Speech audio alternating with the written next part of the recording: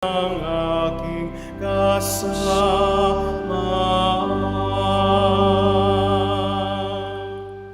Sa ngalan ng Ama, ng Anak at ng Espiritu Santo, Amen. ang pagpapala ng ating Panginoong Jesucristo, ang pag-ibig ng Diyos Ama, at ang pakikipagkaisa ng Espiritu Santo, naway sumainyong lahat. At sumaiyo rin. Mga kapatid, tinipon tayo bilang kaanib ng angkan ng Diyos, kaya't tumulog tayo sa mawaing Panginoong nagpapatawad ng lubos. Sinugong tagapagpagaling sa mga nagsisisi, Panginoon, kaawaan mo kami. Panginoon, kaawaan mo kami. Dumating na tagapag-anyaya'y mga makasalanay magsisi, Kristo, kaawaan mo kami. Kristo, kaawaan mo kami. Nakaluklok ka sa kanan ng Diyos, Ama, para ipamagitan kami. Panginoon, kaawaan mo kami. Panginoon, kaawaan mo kami. Kaawaan tayo ng makapangyarihang Diyos, patawarin tayo sa ating mga kasalanan, at patnubayan tayo sa buhay na walang hanggan. Amen. Manalangin tayo. Ama naming makapangyarihan, ang sinimulan naming kusang pagpapakasakit ay subaybayan mo ng iyong pagmamalasakit upang ang pinagtitiisa ng aming katawan ay maisaloob namin at maganap ng may katapatan sa pamamagitan ni Jesucristo, kasama ng Espiritu Santo, magpa sa walang hanggan. Amen. Magsiupo muna po ang lahat. Pagbasa mula sa aklat ni Propeta Isaías. Ito ang sinasabi ng Panginoon. Ikaw ay sumigaw ng ubos lakas. Ang sala ng bayan ko sa kanila ay ihayag. Sinasamba ako, kunway hinahanap. Sinusundan-sundan, parang natutuwang ang kalooban ko'y kanilang malaman. Ibig palabasin na ang gawain nila ay matuwid at di lumilis sa mga tuntuning aking ibinigay. Wari natutuwang sa aki sumamba at ang hinihingi hatol na matuwid. Ang tanong ng mga tao, bakit ang pag-aayunon natin di pansin ng Panginoon? Nagugutom lang tayo, ngunit walang kabuluhan. Ang sagot ng Panginoon, pansariling kapakanan pa rin ang pangunang layunin sa pag-aayuno, habang ang nag-aayuno'y patuloy na inaapi ang mahihirap. Ang pag-aayunan ninyo'y humahantong lamang sa alitan, hanggang kayo-kayo'y nag-aaway-away. Kung ang pag-aayunong ginagawa niyo ay gayon din lamang, ang inyong pagtawag ay tiyak na hindi ko pakikinggan. Sa inyong pag-aayuno, pinahihirapan ninyo ang inyong sarili. Yumuyuko kayong parang damong hinihipan ng hangin. Nagdaramit kayo ng sako at nahihiga sa abo. Pag-aayuno na ba iyan? Akala ba ninyo'y nasisiyahan ako riyan? Ito ang gusto kong gawin ninyo. Tigilan na ninyo ang pang-aalipin. Sa halip ay pairalin ang katarungan. Ang mga api palayain ninyo at tulungan. Ang mga nagugutom ay inyong pakanin. Patuloyin sa inyong tahanan ang walang tirahan. Yaong mga tao na halos hubad na ay inyong paramtan. Ang inyong pagtulong sa mga kasama ay huwag tatalikdan. At kung magkagayon, matutulad kayo sa bukang liwayway, hindi maglalaot gagaling ang inyong sugat sa katawan. Ako'y laging sa inyo. Ililigtas kayo at iingatan kahit saang lugar. Sa araw na iyon, diringgin ng Panginoon ang dalangin ninyo. Pag kayo'y tumawag, ako'y tutugon agad. Ang salita ng Diyos. Salamat sa Diyos.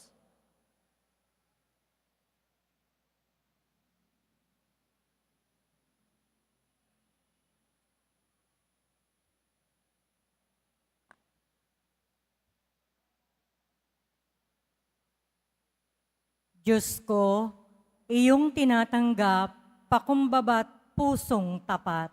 Diyos ko, iyong tinatanggap, pakumbaba't pusong tapat. Ako'y kaawaan, o mahal kong Diyos, sang-ayon sa iyong kagandahang loob. Mga kasalanan ko'y iyong pawiin, ayon din sa iyong pag-ibig sa akin. Hugasan mo sana ang aking karumhan. Dalisayin mo ang aking kasalanan. Diyos ko, iyong tinatanggap, pakumbaba't pusong tapat. Ang pagsalangsang ko ay kinikilala, laging nasa isip ko at alaala. Sa iyo lang ako nagkasalang tunay, ang nagawa ko'y di mo nagustuhan. Diyos ko, iyong tinatanggap, pakumbaba't pusong tapat. Hindi mo na nais ang mga panghandog, sa haing sinunog, di ka nalulugod. Ang handog ko, O Diyos, na karapat-dapat, ay ang pakumbaba't pusong mapagtapat. Diyos ko, iyong tinatanggap, pakumbaba't pusong tapat. Magsitayo na po ang lahat.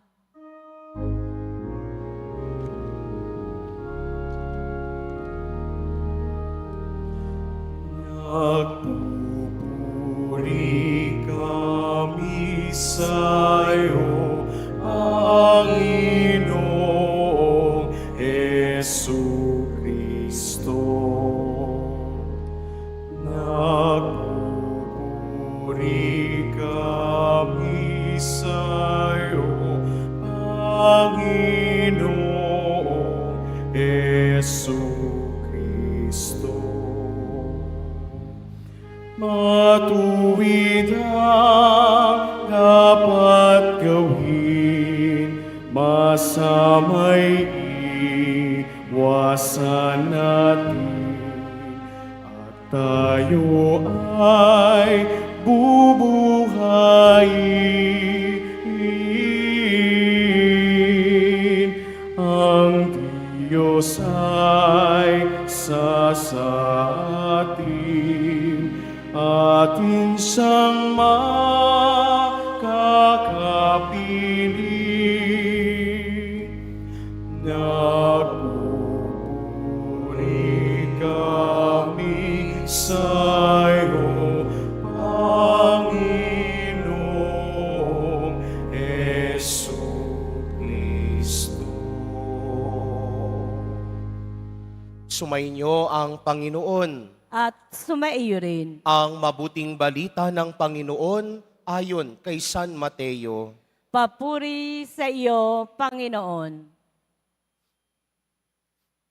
Noong panahong iyon, lumapit kay Jesus ang mga alagad ni Juan Bautista at ang wika, "Malimit kaming mag-ayuno, gayon din ang mga Pariseyo. Bakit po hindi nag-aayuno ang inyong mga alagad?" Sumagot siya, "Maaari bang magdalamhati ang mga panauhin sa kasalan habang kasama nila ang lalaking ikinasal? Kapag wala na siya, saka pa lamang sila mag-aayuno." Ang mabuting balita ng Panginoon. Pinupuri ka namin, Panginoong Heso Kristo. Magsiupo muna po ang lahat. Magandang umaga po sa inyong lahat. Maligayang pagdating muli sa pambansang Dambana at Basilica Minor ng Poong Jesus Nazareno. Ngayon ay unang biyernes sa buwan ng Marso, araw ng pagdedebosyon, araw ng Panginoong Nazareno. Noong Miyerkules ng Abo, pinaalalahanan tayo sa 3 bagay at elemento na dapat nating gawin ngayong panahon ng Kwaresma. Pananalangin, pag-aayuno, at pagkakawanggawa. Kahapon sa Ebanghelyo narinig natin ano ang batayan ng pagiging disipulo. Sabi ni Jesus Nazareno, kung ibig niyong sumunod sa akin, limutin ang sarili, buhatin ang krus, at sumunod sa Kanya. At ngayong araw na ito, binibigyang diin ang kahalagahan ng pag-aayuno. Bakit ba tayo kailangang mag-ayuno? Nag-aayuno tayo hindi dahil para bumuti ang kalusugan, hindi para gumanda ang hubog ng katawan, hindi para magpapayat. Pero nag-aayuno tayo dahil gusto nating hubugin at turuan ang puso natin at kamalayan natin na maging sensitibo sa pangangailangan ng kapwa. Nagtitiis tayo sa gutom. Nagtitiis tayo sa mga karaniwang ginagawa natin dahil gusto nating maramdaman ang mga taong walang-wala. Gusto nating maging sensitibo sa pakiramdam ng mga taong hindi nakakakain ng 3 beses sa isang araw. Hindi nakapagsusuot ng magagandang damit. Hindi nakakainom ng kape sa mga magagarang kapihan. Gusto nating turuan ang sarili natin maging sensitibo sa pangangailangan ng kapwa. Kaya nga sa unang pagbasa, narinig natin ang sinabi ng Panginoon kay Propeta Isaías. Sabi doon, kung ang pag-aayuno ninyo na ginagawa ninyo ay humahantong lamang sa alitan, sa pag-aaway-away, sa pang-aapi, at sa mga pang-uusig sa mga mahihirap, hindi totoo ang pag-aayuno na ginawa ninyo. Kaya ano ang pag-aayuno na kalugod-lugod sa Panginoon? Sabi sa unang pagbasa, ito ang gusto kong gawin ninyo. Pairalin ang katarungan, pagpapalaya at pagtulong sa mga inaapi, pagpapakain sa mga nagugutom, pagpapatuloy sa mga walang matirahan, at pagdadamit sa mga taong halos hubad. Ang tawag natin dito, corporal works of mercy. Pagpapakain sa mga nagugutom, pagpapainom sa mga nauuhaw, pagdalaw sa mga nasa bilangguan at nasa mga banig ng karamdaman, at pagdadamit sa mga taong walang maisuot. Ibig sabihin, kaalinsabay dapat ng pag-aayuno natin ang pananalangin at pagkakawang gawa. doon lamang magkakaroon ng kabuluhan at saysay ang mga ginagawa nating pagtitiis kung iniisip natin ang kapakanan lagi ng kapwa. Pero hindi sapat na magtiis lang at isipin ang kapakanan ng kapwa. Dapat katumbas nito ang pagsusumikap na iabot ang kamay sa kapwa, tumulong, magpakain, gumawa ng pagkakawang gawa. Hindi lang yun, o sige, gagawin ko ito dahil merong taong nagugutom. Hindi sapat yun. Dahil ang pag-aayuno, nakalugod-lugod sa mata ng Diyos, ay yaong laging naisasalin sa gawa. Kaya ngayong panahon ng Kwaresma, magandang tanungin din ang sarili natin. Ano-ano yung mga bagay na dapat pag-ayunuhan ko? Mahilig ka bang gumastos? Mahilig ka bang mag-Shopee, mag-Lazada, bumili sa mall? Mahilig ka bang uminom ng kape sa mga magagarang kapihan? Mahilig ka ba ng bumili ng mga bagay na wala namang kabuluhan? Baka yan yung mga bagay na kailangan nating pag-ayunuhan. At yung mga pera na pinambibili natin doon, sa halip na gamitin sa sarili natin, sa sarili nating kagustuhan at pangangailangan, baka pwedeng makaisip din tayo ng kawang gawa sa kapwa. Baka pwedeng magbigay tayo sa mga charitable institution. O baka pwedeng mag-abot tayo ng kakaunti kahit papaano sa mga taong walang-wala. O baka ang pwedeng pag-ayunuhan din natin ay yung puso at yung sarili nating hindi marunong magpatawad.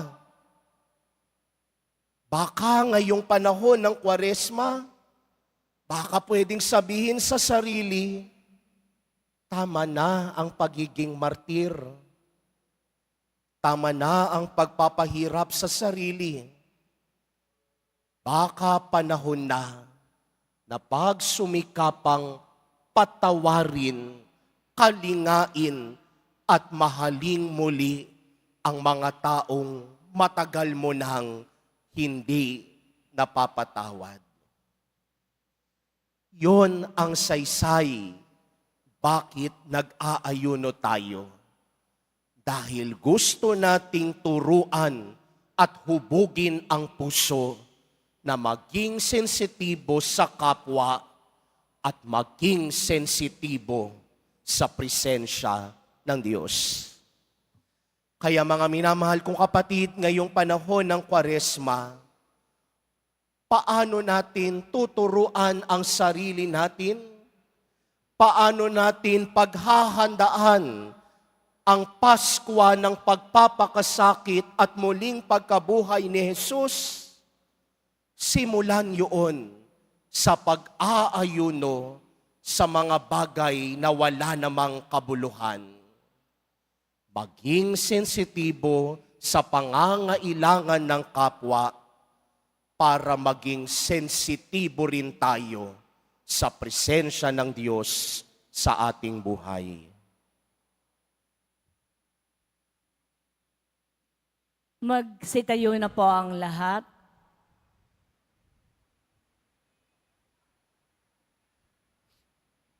Minamahal kong mga kapatid, sa pamamagitan ng pag-aayuno, binibigyan natin ng Diyos ng puwang sa ating buhay. Hilingin natin sa Panginoon na palakasin tayo sa ating pagpapakasakit upang matatag nating maituon ang ating mga isip at puso sa Kanya. Sa bawat panalangin ang ating itutugon, Panginoon, nasa iyo ang aming tunay na kagalakan. Panginoon, nasa iyo ang aming tunay na kagalakan. Bilang mga alagad ni Kristo, Tayo naway makasunod sa mga utos ng ating Ama sa langit. Manalangin tayo. Panginoon, nasa iyo ang aming tunay na kagalakan. Ang bayan ng Diyos naway magtiyaga sa kanilang mga pagsasakripisyo ngayong Kwaresma. Manalangin tayo. Panginoon, nasa iyo ang aming tunay na kagalakan. Ang ating mga pagtitimpi at pagpipigil sa sarili, alang-alang sa Panginoon, naway matumbasan ng kaligayahan sa piling niya. Manalangin tayo.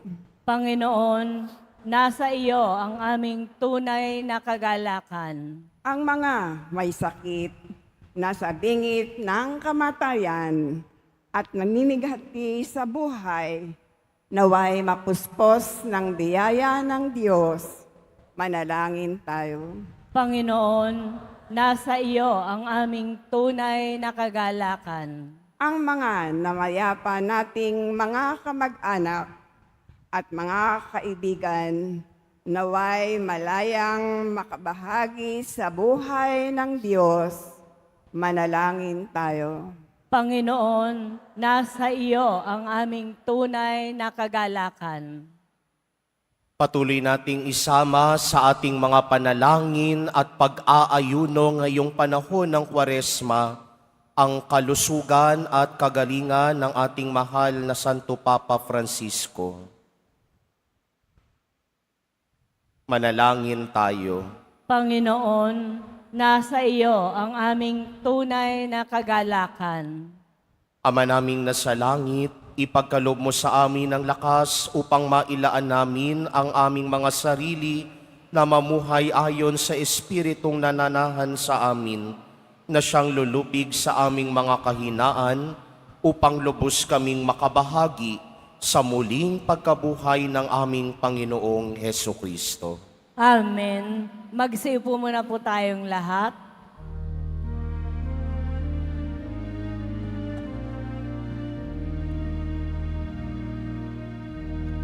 Sumasamo kami sa'yo, marapating yaring anay. Panginoon, tanggapin mo itong alak at tinapay.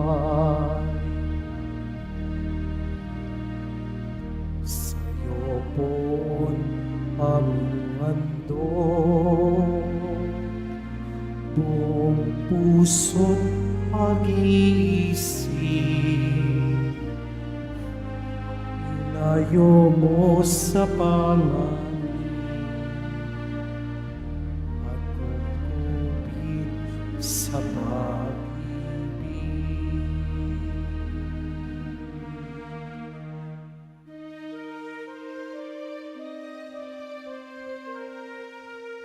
Magsitayo na po ang lahat.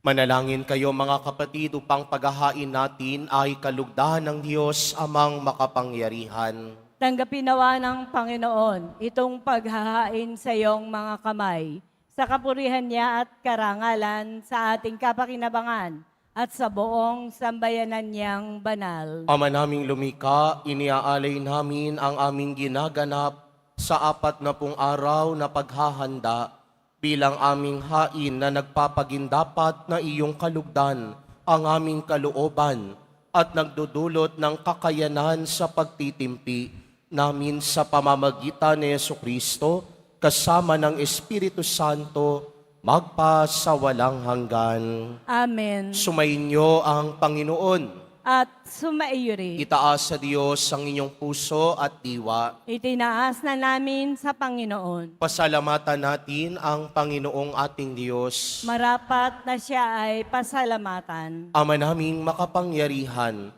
tunay ngang marapat na ikaw ay aming pasalamatan.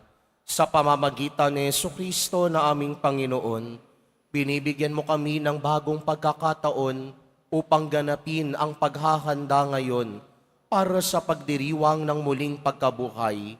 Kaysa ng iyong anak na minamahal, aming inilalaan ang panahon, talino't yaman para ganapin ng iyong kalooban na ang kapwa-tao ay lubos na damayan. Sa pagdiriwang namin sa aming pagsilang bilang mga kaanib ng iyong sambayanan, kami ay iyong pinagkakamit ng katayuang ganap sa pagtatangkilik. Kaya kaisa ng mga anghel na nagsisiawit ng papuri sa iyo nang walang humpay sa kalangitan, kami nagbubunyi sa iyong kadakilaan.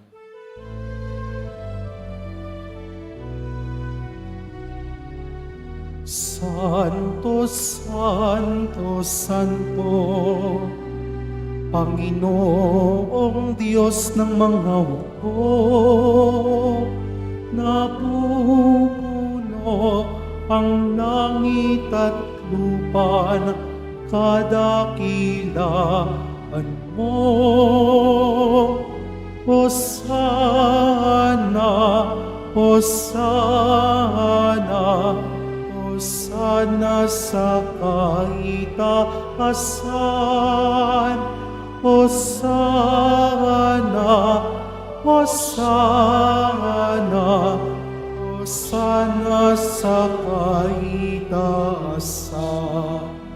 Pinagpala ang naparirito sa ngalan ng Panginoon. Hosana, Hosana, Hosana sa kaitaasan.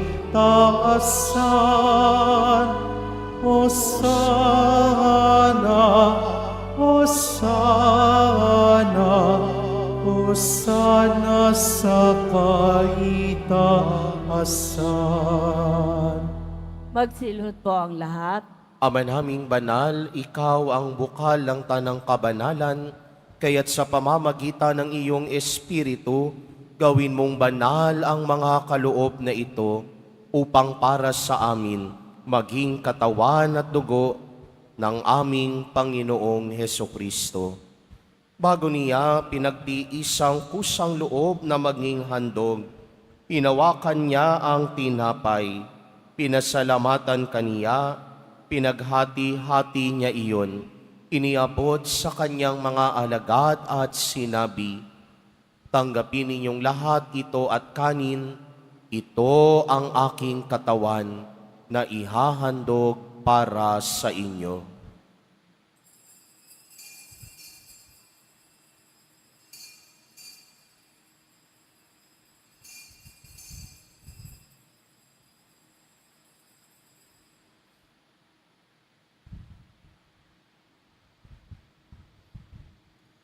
Gayun din naman noong matapos ang hapunan, hinawakan niya ang kalis, muli kanyang pinasalamatan. Iniabot niya ang kalis sa kanyang mga alagad at sinabi, "Tanggapin ninyong lahat ito at inumin. Ito ang kalis ng aking dugo, ng bago at walang hanggang tipan, ang aking dugo na ibubuhos para sa inyo at para sa lahat, sa kapagpapatawad ng mga kasalanan. Gawin ninyo ito sa pag-alala sa akin."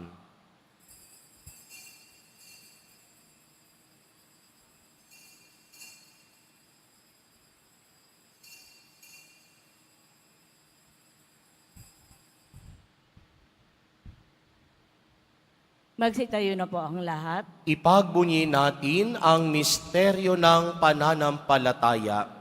Si Kristo'y namatay, si Kristo'y nabuhay, si Kristo'y babalik sa wakas ng panahon. Ama, ginagawa namin ngayon ang pag-alala sa pagkamatay at muling pagkabuhay ng iyong anak. Kaya't iniaalay namin sa iyo ang tinapay na nagbibigay buhay at ang kalis na nagkakaloob ng kaligtasan.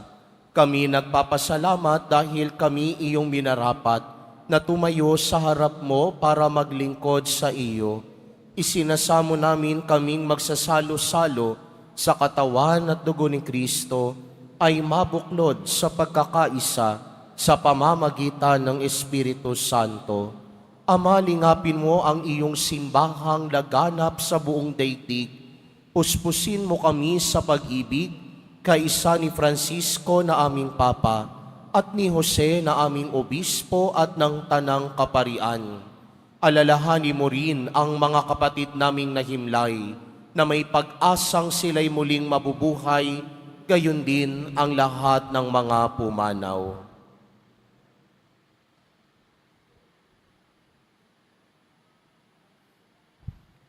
Kawan mo sila at patuloyin sa iyong kaliwanagan. Kawaan mo at pagindapatin kaming lahat na makasalo sa iyong buhay na walang wakas, kaysa ng mahal na Birheng Maria na ina ng Diyos, ng kabiyak ng puso niyang si San Jose, kaysa ng mga apostol ni San Juan Bautista at ng lahat ng mga banal na namuhay dito sa daigdig ng kalugod-lugod sa iyo. Maipagdiwang nawa namin ang pagpupuri sa ikararangal mo sa pamamagitan ng iyong anak na aming Panginoong Hesukristo. Sa pamamagitan ni Kristo, kasama niya at sa Kanya, ang lahat ng parangal at papuri ay sa iyo, Diyos Amang makapangyarihan, kasama ng Espiritu Santo, magpasawalang hanggan.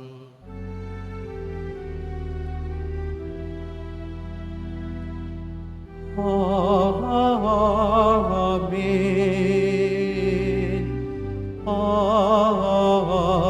Amen. Sa tagubilin naman ang kagagaling na utos at turo ni Jesus na Panginoon natin at Diyos, ipahayag natin ng lakas loob.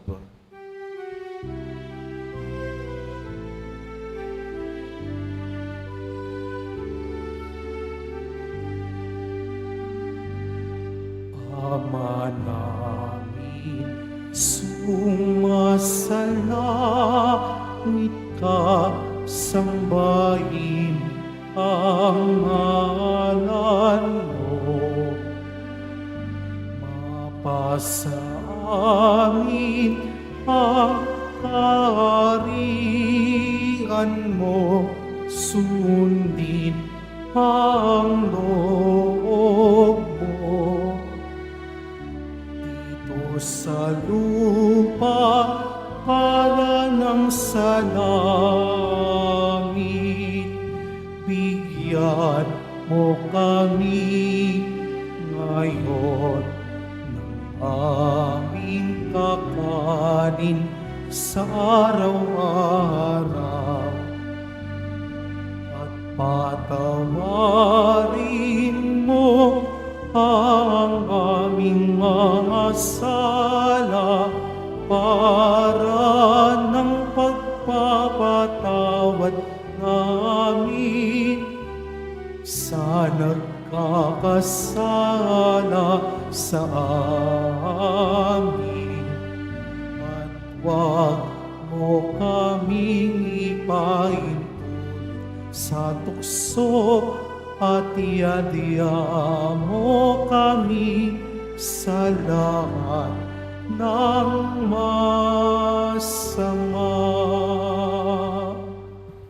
Iniling namin kaming iadya sa lahat ng masama, pagkalooban ng kapayapaan araw-araw, iligtas sa kasalanan, at ilayo sa lahat ng kapahamakan, samantalang aming pinananabikan ng dakilang araw ng pagpapahayag ng tagapagligtas naming si Hesukristo. Sapagkat iyo ang kaharian at ang kapangyarihan at ang kapurihan magpakailanman. Amen. Panginoong Hesukristo, sinabi mo sa iyong mga apostol, kapayapaan ang iniiwan ko sa inyo, Ang aking kapayapaan ang ibinibigay ko sa inyo. Tunghayan mo ang aming pananampalataya at huwag ang aming pagkakasala. Pagkalooban mo kami ng kapayapaan at pagkakaisa ayon sa iyong kalooban, kasama ng Espiritu Santo, magpasawalang hanggan. Amen. Ang kapayapaan ng Panginoon ay laging sumainyo.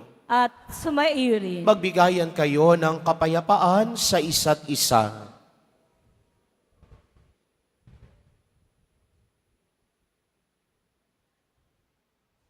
Kordero ng Diyos na nag-aalis ng mga kasalanan ng sanlibutan, maawa ka sa amin. Kordero ng Diyos na nag-aalis ng mga kasalanan ng sanlibutan, maawa ka sa amin. Kordero ng Diyos na nag-aalis ng mga kasalanan ng sanlibutan, ipagkaloob mo sa amin ang kapayapaan. Magsiluhod po ang lahat.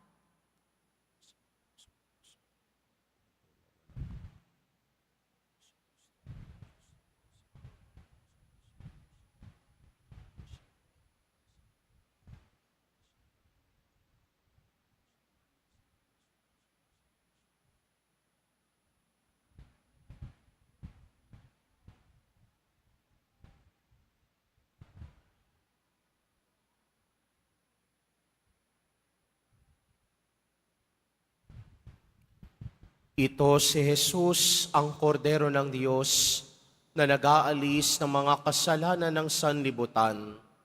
Mapapalad ang mga inaanyayahan sa kanyang piging.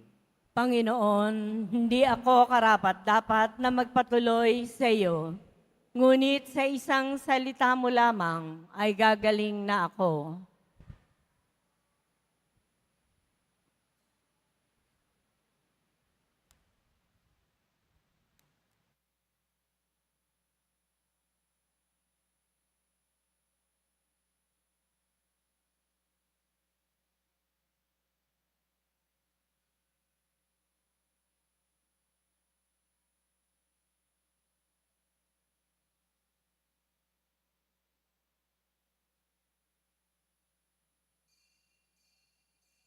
Para po sa lahat ng tatanggap ng banal na komunyon, sasagot po tayo ng Amen.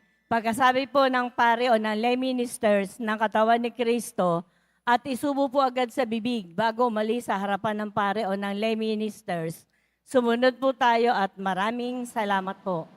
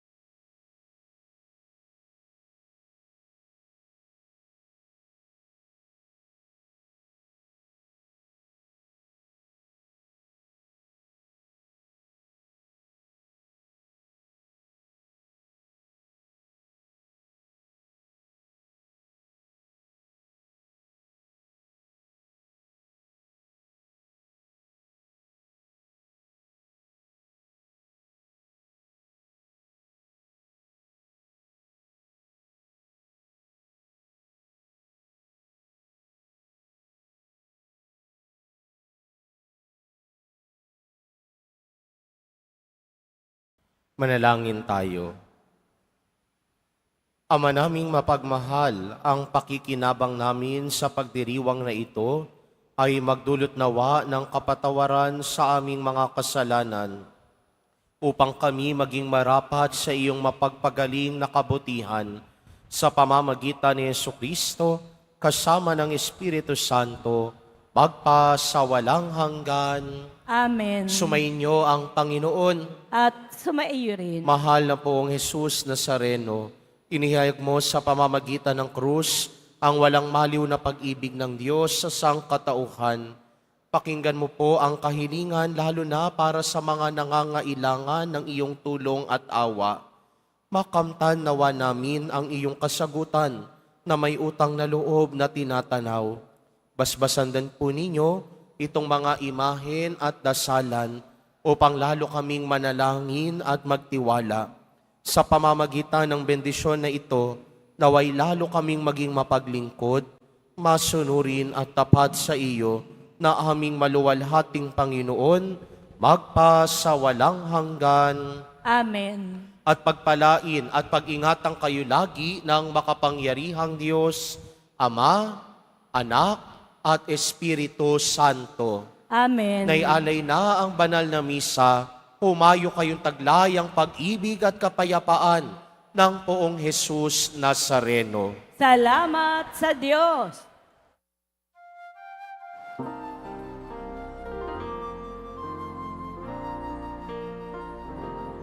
Nuestro Padre Jesus Nazareno, sinasamba ka namin. Pinipinto ka namin. Aral mo ang aming buhay at kaligtasan. Nuestro Padre Jesus Nazareno, ligtas mo kami sa kasalanan. Ang krus mo kinamatayan ay sagisag ng aming kaligtasan. Nuestro Padre Jesus Nazareno, dinalangan ka namin. Nuestro Padre Jesus Nazareno, luwalhati ka namin. Nuestro Padre Jesus Nazareno, dinalangan amin. Nuestro Padre Jesus Nazareno, inulwalhati ka namin.